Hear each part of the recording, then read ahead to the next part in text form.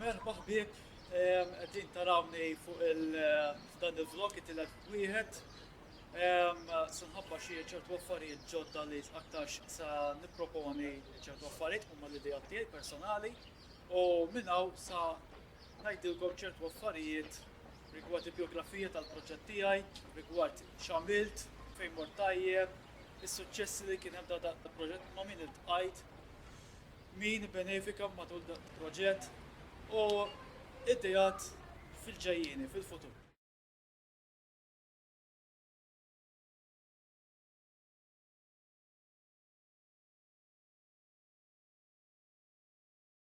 Sempliċi ħafna, in-nies li kienu ħajruni għal dan il-proġett, ovvjament, biex tibda dan il-proġett trid tuq il-qnieba l-ewwel, allura tibda fl-2005. Kien is-ser Nivella li jallem fil-skola St. Albert Great College tal-Knisja u niftakar waqt lesson kontetlu ser jien għal xi tuq il-qnieben. Għalli nipprova narranġalek, għalli sa nieħdu żgur. U niftakar f'April tal-2005 jien mor daqqejt l-ikbar qampjena li hawn Malta ta' żmien il-Kavallieri fil-Konkatedral ta' San Ġwan il-Belt. Persuna ieħor sinonimu ħafna ma' dan il-proġett kien il-ħabib tagħna Kenneth Kawki. Naw nsellimlu, nirringrazzjah mill-qalb tal-dilajnuna kollha li tagħna matul daw is-snin kollha. Kenneth Kawki kont iltqajt miegħu l-ewwel darba fil-ħatra tal-Pawlu Cremona bħala l-ħatra tal-Isħaf ġdid ta' Malta fl-2007, fis-26 jew 25 ta' Jannar ta' dak iż-żmien. Niftakar kont iltqajt miegħu l-ewwel darba San Dominku il-Belt Valletta meta ovvjament ġie jagħmel pawża hemmhekk u ovvjament dakinhar kont daqqejt ma' tim ta' Dominikani wkoll għax peress l-isqof l-Emeritus Pawlu Cremona kien Dominikan ovvjament għamel żjara fil-Bażilika. Minn hawnhekk imbagħad kompli għadda żmien il-proġett kompla jikber għajt ovvjament iktar nies fil-2009 fil-Knisja ta' Sacro Cor ta' Sliema fil-festa titolari iltqajt ma' Benny Berringers għall-ewwel darba u l-familja tiegħu Victoria u Karl iftakru għadu żgħir kellu xi 9 snin. Fej ovvjament l-ewwel darba iddaqqejt miegħu bħala grupp. Insemmi wkoll il-ħabib tagħna Daniel Paċ u t-tim tiegħu huma xtitluna komplament ta' ħbib tiegħu Berringa Zohra li tqajt miegħu l-ewwel darba għadu żgħir ta' 12 sena. 12 sena 13 fil-festa ta' Qatt ta' Ġesu ħaż-Żabbar. Niftakar, kont daqqejt l-erba' moti ta' nofsinhar, niftakar. Niftakar kwarta gismi kulħadd beda jiġġieled miħajlu il-qnieben u llum ovvjament ma' żmien milli beda jgħaddi komplejna nsiru nafu li xulxin bħala grupp u għadna sallhom il-ġurnata ndoqqu l-qnieben madwar Malta.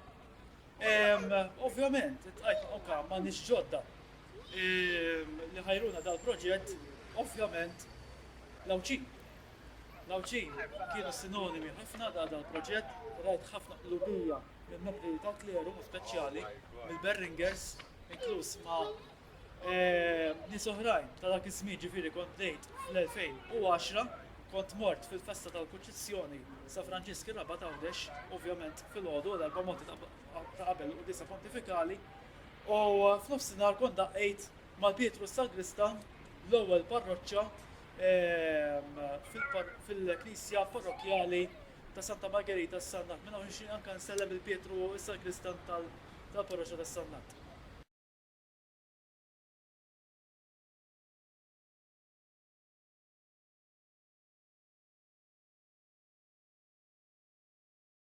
L-ewwel recording li għamilt fl-istorja ta' dan il-proġett tiegħi kien f'Jannar tal-2006. Niftakar kont tribulazzjoni kont qed niżabbar u kont irrekordjajt il-nota tal-ħamis dak ismi kienet tibda nota ta' 5 minuti. Eventwalment fl-2007 xtrajt dejn biċċa MP3 u MP4 għal dak iż-żmien u daqqejt il-qnieben tal-festa titolari ta' Marja Annunzjata bħal tal-xien. Niftaka kont itqajt l-ewwel darba ma' Ġoni Gallia dak iż-żmien u ovvjament iż-żmien beda għaddej itqajt ukoll ma' Godwin u l-eks kollega Sakristan Franz law xi nsellimlu illum spiċċa bil-pensjoni.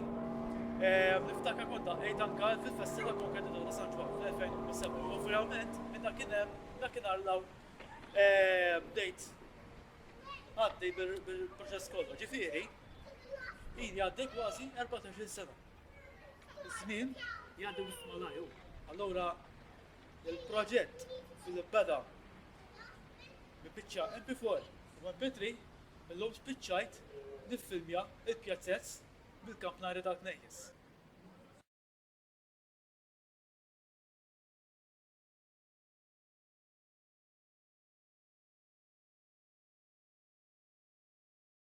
Il-proġett ras sodisfazzjon kbir ħafna iltqajt ma' ħafna nies. Assisin, ritrijiet, sorijiet, kappellani, aċċiprieti, isfijiet, membri tal-gvern. Iltqajt anke ma' ħafna dilettanti tal-festi. Minn kull sfera. Dilettanti tal-armar, tan-nar, tal-qnieben, tal-knisja. Ħafna nies differenti li jħobbu l-Malta. U għalhekk jiena tinħoss sodisfazzjon kbir li tara dan il-feedback ġej minn naħa tal-poplu Malti. Inkluż nixtieq insemmi wkoll li tkolli ħafna feedback mill-Maltin li jgħixu barra minn Malta. L-Awstralja, Kanada, l-Amerika, il-New Zealand, l-Ingilterra, madwar id-dinja kollha. U bis-saħħa tiegħek dan il-proġett jekk naħdmu iktar flimkien iktar ħajkun popolari, iktar ħajjikber u iktar ħajkun friendly man-nies.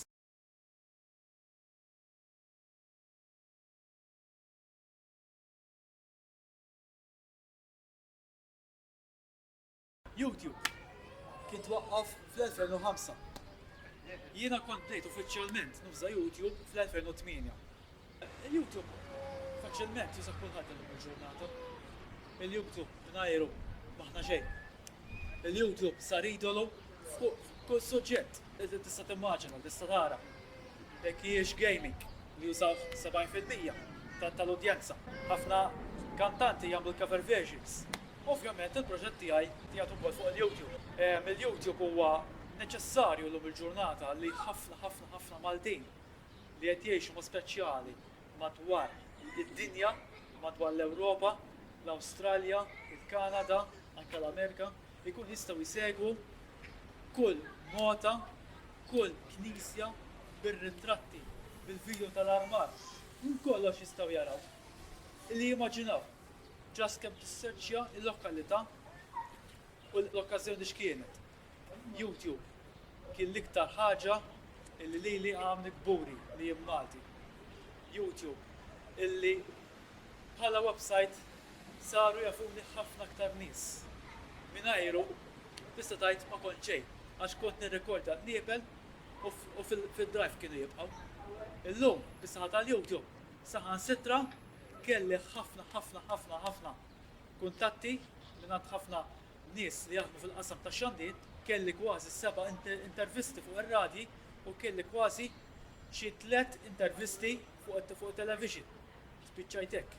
Saħansitra saħħabbara wkoll il-Prim Ministru Robert Abela kont ippreżentajt CD ta' recordings tal-qniebel lil missieru l-Eċċellenza President Emeritu George Abela. Bil-YouTube għamilna kollox oriġinali.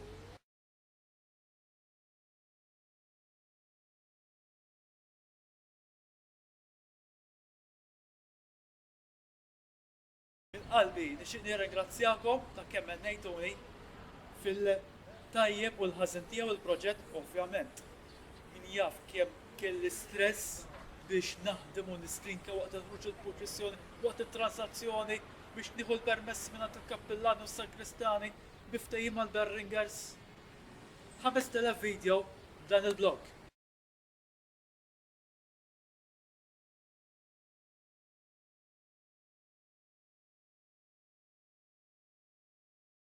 Teknoloġiji li bħalissa jgħat nuża ħafna il-GoPro. Imma għaliex fil-kapnari tagħna il-GoPro daħal. Ma naħsibx li il-teknoloġija tal-lum m'għandix taqsam mal-kapnari. Le. Il-GoPro daħħalthom għall-ewwel darba jien fl-istorja ta' Malta fej hemmhekk jintweraw shots bi 360 degree tista' ġifieri taqbad il-mouse u tmexxi l-iskrin inti u tara li ma' qampina li tixtieq tara, ovvjament, il-preferuta tiegħek, u ovvjament mill-lenti tal-kampnari il-GoPro Hero 5 il-filmati tal-poġizzjonijiet illi qegħdin taraw bħalissa dak il-lenti tal-kampnari qegħdin jiġu filmjati l-ħruġ, il-dħul il-poġizzjoni, il-mortali tal-festi li qegħdin jidhru fuq il-kampnari qed jidher landscape image ta' spettaklu li jidher minn dawk l-oljiet. Qatt kienet fi Gżejjer Maltin illi l-kampnari jaraw teknoloġiji ġodda f'Malta u f'Għawdex. Kelli nkun jien illi għall-ewwel darba ċertu festa wara l-oħra fis-sajf dik is-sħana irnexxieli kważi niffilmja kull parroċċa il-ħruġ u d-dħul il-proċessjoni. Ma jonqos ukoll it-translazzjoni. Ovvjament, it-translazzjoni hi proċessjoni bil-relikwa tal-qaddis jew qaddisa, jew tal-patrun jew tal-patruna.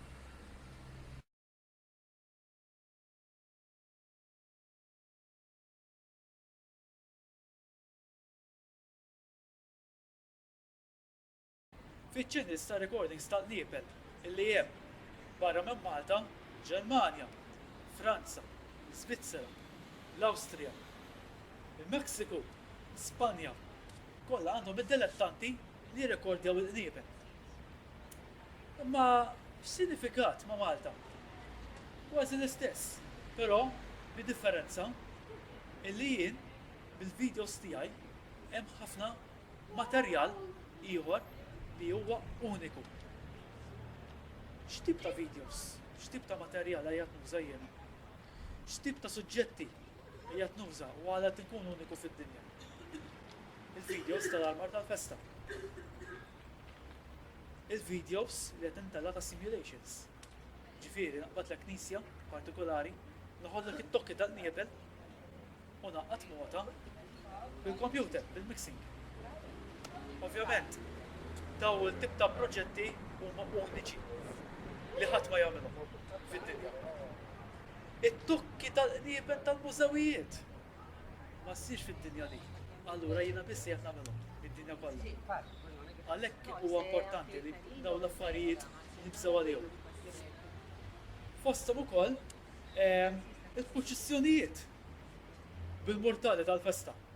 Ħadd ma jagħmlu fid-dinja li fina biss. Barra minn Malta hemm ċennil oħra illi jirrikordjaw moda qabel il-quddies. Forsi xi proċessjoni ta' korpus. Ovvjament, bil-ħruġ, bidħul il-proċessjoni u anke bit-transazzjoni, fedin taraw qed insemmilkom suġġetti li tipikament ma ssibhom imkien fid-dinja.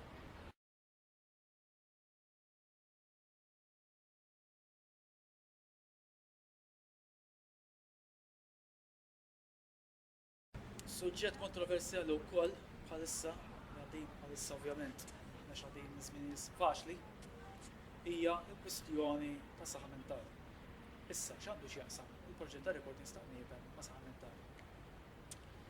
Ovvjament, jiena kull filgħaxija qabel ma norqod, ovvjament wara l-ġurnata xogħol, wara t-tħabbit u l-istress tal-ħajja,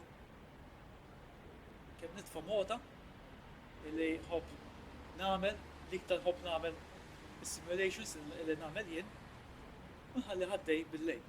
Nixtieq nagħmilkom suġġeriment bħali illi jekk intkom dilettanti tal-festi u tħobbu il-festa tar-raħal tagħkom, għaliex le, forsi tkunu għaddejjin minn żminijiet daqsxejn diffiċli, titfa' bota recording tal-niebel fej toqgħodu intom. Jew saħansitra titfgħu recording tal-niebel fej tħobbu tisimgħu. Issa, apparti hekk jiena qabilt suġġetti oħra. Għall-ewwel darba f'dal-pajjiż fl-10 ta' frar fis-6 kwart ta' filgħodu bdejt proġett ġdid dak li jsejħulu il-Meditation Sound Therapy. Ħafna mill-nies li jkunu għaddejjin minn perjodu ta' stress jew depression jew anke ta' ansietà faċilment jisimgħu xi mużika klassika jew jisimgħu xi fontana. Effettwalment dan is-sound li qed tisimgħu u dan li qed taraw kien l-ewwel footage li jiena tellajt meta kont iffilmjajt il-fontana ta' Tritoni il-Belt. Ftakar kienet il-kesta, kien jum San Pawl, ovvjament kien ikolli ħafna xogħol ta' filming ta' San Pawl u għad ħanoffri daqsxejn ta' 20 minuta 3 kwarti footage tal-fontana ta' Tritoni sabiħa x-xogħol kbir li għamel kienet nawgi u l-miltijaw proset għax-xogħol li għamiltu li rekordjaw is-sound tal-ilma, is-sound tal-fontana. Tipikament, forsi ma ħafx il-nieben għax fid-dinja tuħħat iħobb suġġett jew ieħor, tistgħu anke tisimgħu anke l-fontana tal-Tritoni. Għamilt anke proġetti oħra fejn anke mort ħafna Għawdex. Fejn anke għamilt pereżempju nsemmi il-fontana Għawdex, lajn ta' Ħasselin. Minn hawn nixtieq nirringrazzja l-ħabib tiegħi Mizzu Xwiereb talli għamilna biċċa xogħol inkredibbli. Biċċa post storiku ksieħnieh bix-xemat fajna kamra GoPro Fusion li siksew u tisma' l-ilma nieżel mill-blat kun għaddej. Hemmhekk ovvjament l-istoriċi jgħidu li ħafna nisa l-lum il-ġurnata anzjani jew anke bdiewa jieħdu jew jaħslu ħwejjeġ minn dak l-ilma li kun għaddej. Ovvjament jiena ħadd l-opportunità li anke nagħmel ftit mill-ħin jagħti kollox niffilmja il-post tal-ilma tal-għajn ta' Ħasselin kif qegħdin tisimgħu widnejkom. Ovvjament, ma jonqos li Malta kollha hija mdawra bil-baħar. Ħassem il-wied il-mielaħ. Fajt żewġ kamras fej ovvjament irrikordjajt l-ilma baħar jaħbad ġol blat. Tieħu pjaċir tisma' l-post tal-baħar li tipikament serraħlek ħafna il-stress, il-depression, jkollok ġurnata ta' xogħol biex kultant dak ikollok ċerti problem familjari u hekk. Ħafna minn dawn l-affarijiet jiena għamilthom għaqla apposta biex eventwalment intkom tieħdu pjaċir bl-affarijiet. Issa, minn hawn ftit tal-ħin ieħor se nħabba proġett li hija l-idea tiegħi li tixtieq issir f'dan il-pajjiż biex anke jien ovvjament trabdejt nagħmel xi ħaġa daw filmat li qed intaraw biex inqajmu awareness fuq il-problema ta' saħħa mentali. Il-problema ta' saħħa mentali l-ġurnata l-oħra dejjem meta tiżdied, dejjem meta tikgrava u nixtieq li jkun hawn awareness fuqha. Hija ħaġa tal-iskantament illum il-ġurnata nies ikun għaddejjin pazjenti tal-tip ta' perjodu ta' stress kun hemm nies oħrajn li sfortunatament ma jirrikonoxxux li dawn qegħdin fortunatament għaddej bi żmien diffiċli. L-istress m'għandix ħniena. Tista' taqbad il kulħadd. Tifel żgħir, adulta, sanzjan. L-istress llum il-ġurnata bil-ħajja maġla dejjem meta żżid iktar fl-aggressività tagħha. Fortunatament, nies li ma jkollhomx hobby jispiċċaw jistressjaw għal xejn. Titaraw kollha dejjem fuq il-computer jilagħbu l-gaming u jispiċċaw jgħidu f'xi dwejja. Il-ħaġa waħda dal-pajjiż. Biex nagħmel appell anke lill-gvern, lill-membri tal-Knisja. Sibu moment, laqgħu kumitat U għamlu proġetti. Użaw l-inna. Nies ta' sena. Nies talit. Nies li għandna ċertu talent. Ħalli aħna stess nkun nistgħu ngħinu daw it-tfal. Nistgħu ngħinu daw l-anzjani. Nistgħu ngħinu daw l-adulti. Biex anke aħna stess nagħmlu anke l-preservazzjoni tagħna tat-talenti tagħna. Illum stess ħafna minn nies professjonali jagħmlu l-lozzu, il-kajjik, id-dajes ta' regatta, ma' studaxxi, skarbani. Nies daw it-tip ta' nies talit tal-pajjiż li jispiċċaw fortunatament. Huwa għajn illi bħalissa Malta li għandha kultura li ma ssibhom kif fid-dinja, ħafna turisti jiġu hawn Malta biex ifittxu dawn l-affarijiet. Jiena, Beldringer, morru ndoq ħafna qniebel fil-Gżejjer Maltin f'Malta u f'Għawdex, mhux l-ewwel darba nara turisti jieħduna ritratti fil-pjazza tar-Raħal. Nieħu pjaċir nara anke turisti jieħdu r-ritratti tal-Arma tal-Festa. X'inhi dir-raġuni illi ħafna nies, ħafna Maltin, l-inna jarawna żejda? X'inhi dir-raġuni? Jiena kontent bħajti. Stress ikolli. Bħalma jkollu kulħadd. Stress illi faċilment tista' ddawru f'ħobby, f'opportunità. Tista' tissieħab ma' gruppi. U minn hawn nixtieq nagħmel appell lill-Gvern, ma speċjali l-Heritage Malta. Sibu post x'imkien. Kon antik. U hemmhekk ikun hemm nies talit. Skarbani, nies li jagħmlu l-induratura, nies dilettanti ta' qniebel, nies li jagħmlu jħitu d-damask, nies li jagħmlu l-armar, nies li jagħmlu l-fjoretti, nies li jagħmlu l-toilers, dawk l-antiki. Fejn huma daw in-nies? Għaliex aħna stess m'aħniex qed nitwhom daw l-opportunitajiet daw in-nies. Għaliex aħna l-Maltin intlifna. Intlifna tipikament intlifna fuq it-teknoloġija. Ħafna Malti spiċċaw jużaw il-computer. Illum għandna għaw affarijiet illum li faċilment tista' titfi l-mobile. Faċilment tista' anke tmur tagħmel pereżempju l-liedna. Tmur il-każin tal-banda titgħallem istrument. Ħafna nies qegħdin jitolbu għal volontiera ġodda. Jiena ħanajt il-verità. Tħallas minn YouTube. Tħallas minn YouTube. Nofs id-donation tiegħi ma kontx populist bħal ħadd ieħor. Issa kont l-uniku YouTuber f'Malta li tajt nofs ir-revenue tiegħi lil Putino Kers. Mistax bi kemm il-ħabib tiegħi Reni Zarafa laqa bil-ferħ din l-għotja. Hija għotja unika, hija għotja bil-qalb fej dawk it-tfal li qegħdin hemm aħna qegħdin b'saħħitna u barra qegħdin hemm jittamaw li jkollhom ħajja.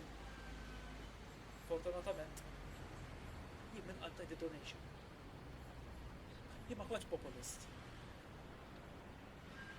Sirt gamer, nilab il-games u nitfa' YouTube u nitħallas minn hemm. Mhix il-problema, affarijiet tiegħek. Però jiena għandi deċiżjoni li nagħmel dan l-att ta' kuraġġ. Kienet diffiċli, ngħid il-verità. Imma llum qed inħoss sodisfatt. Sodisfazzjon illi rajt u nara dawk it-tfal b'saħħithom u jerġgħu jiġu magħna f'Malta, fit-toroq, fl-iskejjel, fil-postijiet fejn jixtiequ huma jilagħbu l-futbol, jagħmlu xi xogħol volontarju, kulturali u hekk. Nagħmlilkom kuraġġ bib. Sib sej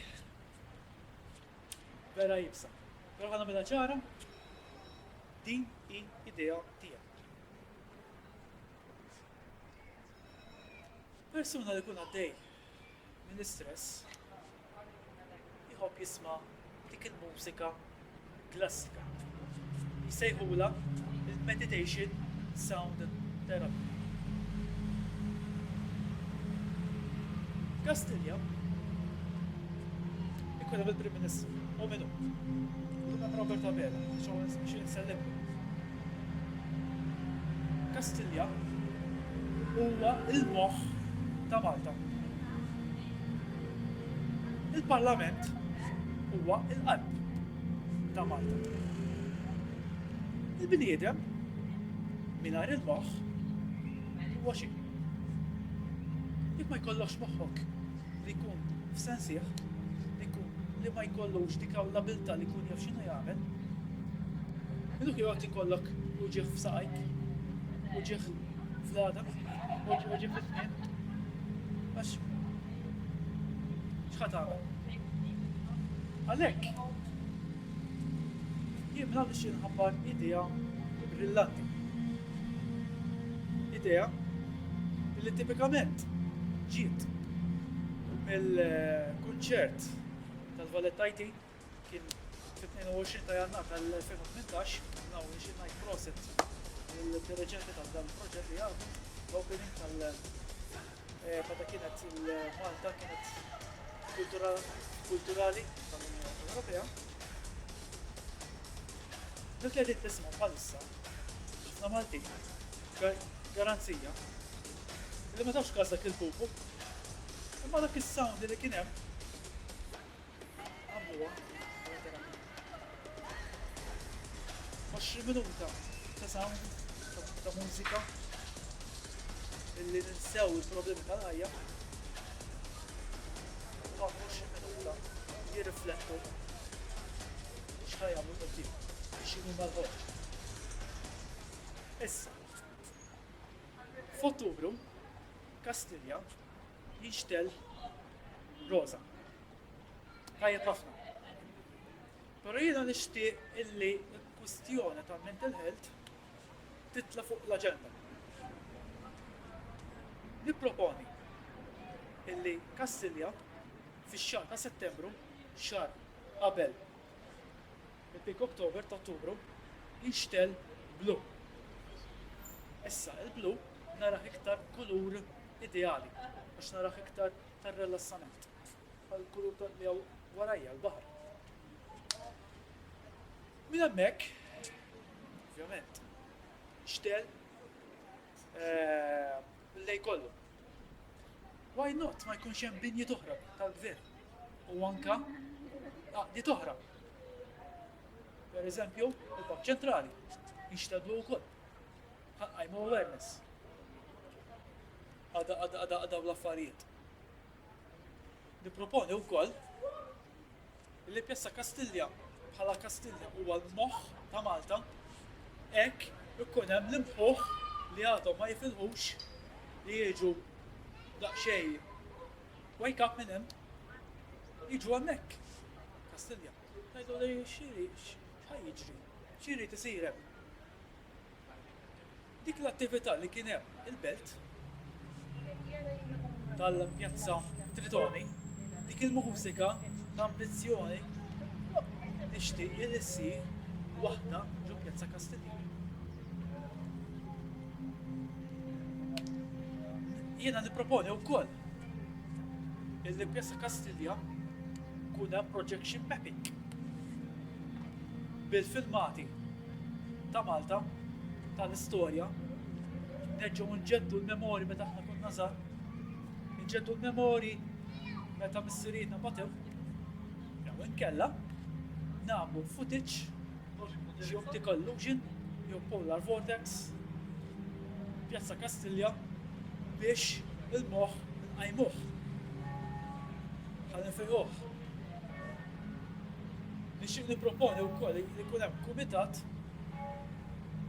nies esperti fil-qasam tal-moħħ, nies esperti fil-qasam tal-medja u speċjali sound, u u flimkien jiddiskutu x'tip ta' mużika oriġinali biex eventwalment il-vibrations li jkun hemm fis-sound dawk li bergin hertz minu l-attant tas-sound jew expert tas-sound ħajkun jaf x'ħanajt. Il-frekwenzi tas-sound li jibda mis-subbase 20 Hz sa high pitch 20,000 Hz dawk nużawhom biex nikkreaw ċertu frekwenzi li jkunu tajbin għall-moħħ. Din hija opportunità unika li nixtieq li ssir tal-pajjiż. Għal dik l-attività l-udjenza issa jkun jitfu mobiles. Ħajamlu sadej jissimgħu il-mużika. Tista' toqgħod 3 minuti, tista' toqgħod 5 minuti, tista' toqgħod kwarta, sija u satej. Għax din l-attività ssir bejn is-7 u nofs u d-9 ta' flaxija. Nagħmluha kieku ġimgħa qabel ma jibdew it-tfal iskejjel. Meta tkun opportunità unika. Però jiena se nħalli lin-nies esperti din hija żerrija li nixtieq nisra minn hawn stess li jiddiskutu u jagħmlu forma ta' ġimgħa. Pereżempju jagħmlu meditation sound għal min ibati bis-skizofrenija, min ibati ċertu kondizzjoni sfortunatament li diffiċli biex ifhem. Nies pazjenti li għandhom moral self-esteem baxx li ilhom hemm 20 sena msakri fid-djarhom.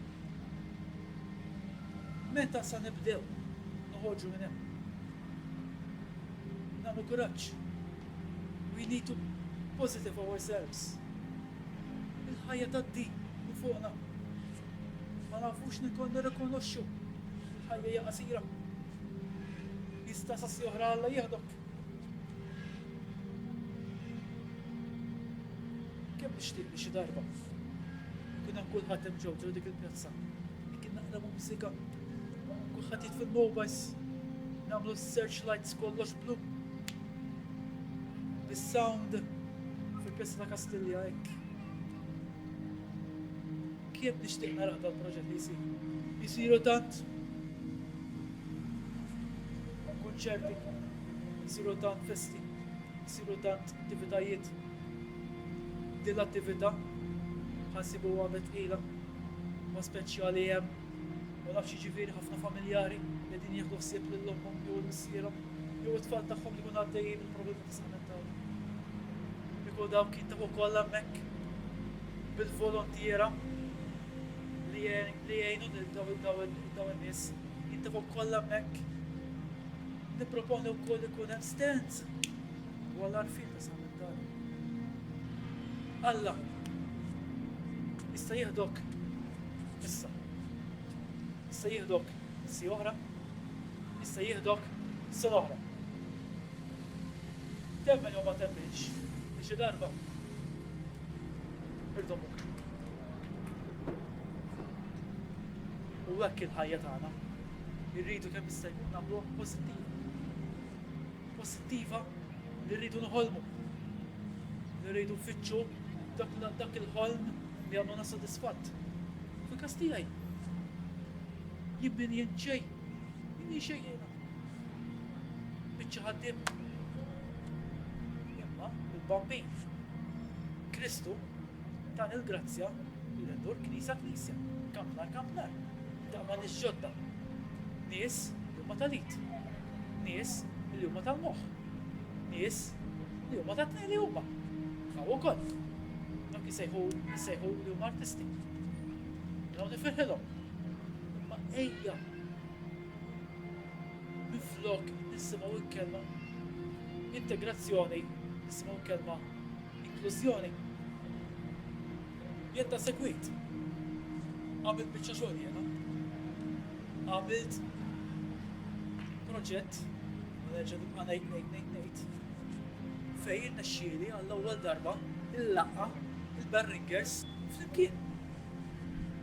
Studenti tal-Università, ħaddiema tal-Gvern, ħaddiema ta' kumpaniji, persuni b'disabilità. Ħaddiema tal-id. Daw, għanna xin nġburom fl-kien. U għak nishtiq naraf di l-attività. Min qalbi nishtiq li jek issa jkun.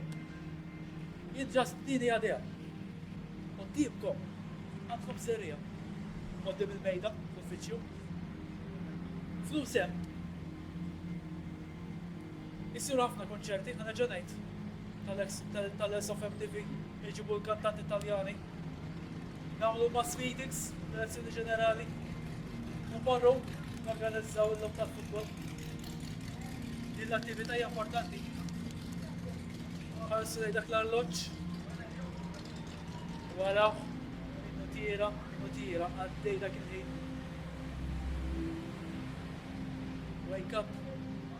U l-pazjenti, ngħidilkom, għamlu kuraġġ.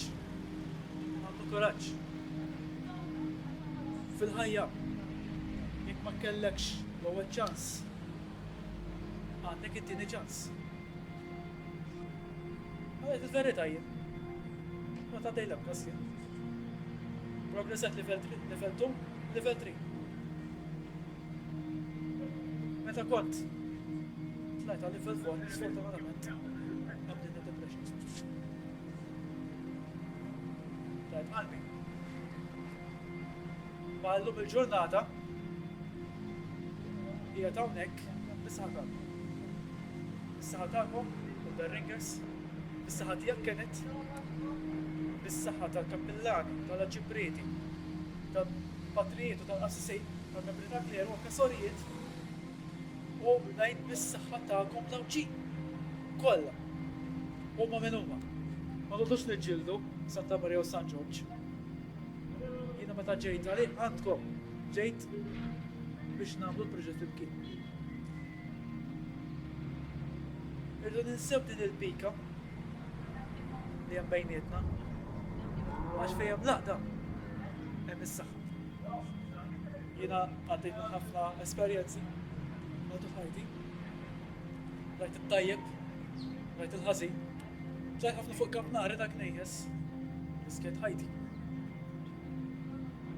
Imma l-Bambin dan ingrazzja li tani dan id-don u dan id-don użajtu.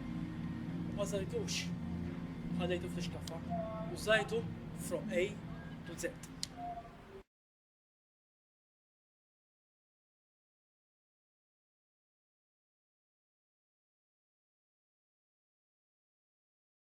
X'ħaj jiġri minn issa l-qoddim. Ovvjament il-proġett wasal għal-finali tiegħu. Ma rridx ngħid li ħanieqaf. Però sa naqqas naqra dik l-entużjażmu li kont nagħmel tas-soltu, li kull nagħta ħadd imur nirrigwardja.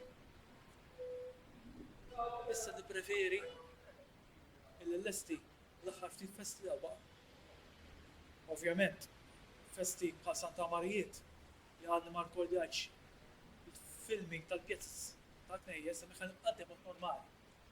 Ma festi l-aħħar.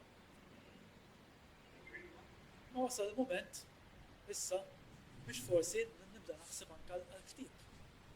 Li niwiet mit-tieni vlog li kont tal-lajt. Wasal il-moment li il-recordings kollha kif jindaqqu l-qnieven, kif jindaqqu l-moti, il-pożizzjoni tal-qampjena waħda l-oħra, l-informazzjoni tal-qampjena. Ħan nifformahom f'dokument. Issa. Jew nagħmlu dokumentarju diġitali, per eżempju, ħanaqduha fuq il-festa ta' San Gaetano, kif jindaqqu l-qniebel, bil-mota ta' tħabbira, sal-barkar sakramentali tal-għu il-festa. Jew inkella nifformah fuq ktieb viżwali, ktieb tal-id. Saħħalli fidejkom biex ittuna l-proposti tagħkom. X'nista' biex dan id-dejta kollha issa rid nifformah xi ħaġa viżwali. Fuq xi ħaġa fil-kitba. U anke jista' jkun forsi qudiem ma kien għamlu dokumentarju. Imma waħdi ma nista' nagħmel xejn. Għax dan jirrikjedi flejjes kbar. Nixtieq nagħmel appell anke lil nies li huma mitna fil-kultura. Eżempju tal-banet. Għaqdi tal-festi. Kumpaniji. Il-gvern. Il-Ministeru ta' Jose Herrera. Dak il-Knisja. Illi għamiltilha ħafna xogħol. Nafx ningrazzja ħafna tal-appoġġ tagħha kontinu. Ħafna qasisin. Issa lilkom bis-sajmis. Jiena l-parti tiegħi għamiltu. Dassa kważi ħajkun l-aħħar illi nagħmel ċertu xogħol. Ma sa wasal intkom. Illi blajna tagħkom. Jien nista' nagħmel jew dokumentarju fuq sensiliet jew kellha nifforma ktieb. Ma intkom hemm issa. Għax din ta' waħdi ma nistax nagħmilha. Li trid flejes bar biex issir. Nistanna, nagħtkom. Però, apparti din, se nintefa' ħafna iktar fil-kampanji. Fil-kampanji l-baqlilna, sfortunatament. Mmur daw il-postijiet, ħdej il-baħar pereżempju, ħdej il-kappelli. Hemmhekk nirrikkordja il-Heritage Sound jew inkella meditation sound jew the ambient sound ta' dik l-area partikolari. Kif kont qed nagħmel? Issa wasal il-mument issa li jkompli għaddej il-Meditation Sound Project li waqaft uffiċjalment fl-2018 fl-10 ta' Frar kellu jkun San Pawlu sfortunatament. Bil-fontana ta' Tritoni. Ħa nipprova ntaf aktar fuq dawn l-affarijiet. Forsi kwestjoni tal-mental health għarrit nollija fuq l-aġenda kemm jista' jkun. Suġġerimenti minn għandkom jiena lesta nilqaħħom. Għad baqa' ħafna xogħol xi jrid isir. Baqa' ħafna xogħol xi jrid nagħti lill-Arkivi Nazzjonali. Insemmi liċ-Chairman Charles Farrugia, ħabib tiegħi. Il-ħabib tiegħi kollega Leonard Kallows. Illi min jaf kemm ilu jgħidli biex nitfa' recordings l-Arkiv Nazzjonali. U għaliex le? Wasal il-moment li naqbad id-dejta kollha tal-lokalità nitfaħħom anke fl-arkivi tal-parroċċa. Imma qed nistenna lilkom il-kollegi tiegħi, ħbib tiegħi. U minn hemm. Għax jiena lilkom qed nistenna issa. Il-parti tiegħi lesta. Tipikament. Issa wasal il-moment naħdmu flimkien għal-ġid ta' Malta, Għawdex u ta' Ġelstana. Grazzi ħafna tal-ismajtuni f'dal-blog. Blog importanti ħafna. L-official blog ta' 15,000 video ma' 15 bin kemm kont ħdimt. U fl-4 ta' filgħodu naħdem bil-lejl u neditja bil-lejl biex kemm jista' jkun ħafna dilettanti jaraw il-videos tiegħi. Grazzi ħafna lilkom. Mod partikolari nixtieq nirringrazzja lil Kenneth Gawli. Kiena kwistjonijiet li forsi ma qbilniex ċertu affarijiet, ma kien hemm kwistjonijiet interessanti ħafna fuq il-proġett tal-kunċett li kien għamel għall-ewwel darba f'Malta, jekk ma nżardax ngħid fid-dinja tal-kunċett tal-niema tal-Kottonera, l-istorja qampina. Il-presentation li kien huwa għamel dwar l-istorja tal-Fontana ta' Tritoni. Kien il-pjaċir tiegħek Kenneth. Għabel nirringrazzjak. Fidejk ħbieb. Grazzi ħafna u grazzi ħafna tal-appoġġ tagħek.